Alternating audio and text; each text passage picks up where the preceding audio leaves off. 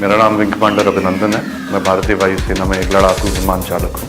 मैं टारगेट ढूंढने की कोशिश कर रहा था। आपके एयरफोर्स ने मुझे गिराया, उसके बाद मुझे अपना जहाज छोड़ना पड़ा था जो टूट गया था और मैंने इजेक्ट किया। इजेक्ट करते ही उसके बाद जब मेरा पैराशूट खुला और जब मैं नीचे गिरा, मेरे पास पिस्तौल थी और लोग बहुत ज़्यादा थे और मेरे पास बचाव के का सिर्फ एक ही साधन था, मैंने अपनी पिस्तौल गिरा दी।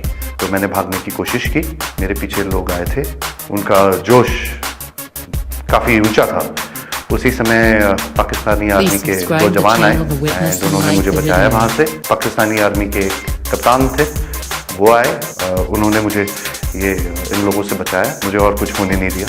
फिर वो मुझे अपने यूनिट तक लेके गए जहाँ पे मुझे फर्स्ट एड दिया गया एंड फिर उसके बाद मुझे हॉस्पिटल ले जाया गया जहाँ पे मेरी जांच हुई और मुझे और एड दिया गया। पाकिस्तानी आर्मी जो है वो बहुत ही प्रोफेशनल सर्विस है। I have spent time with the Pakistani army.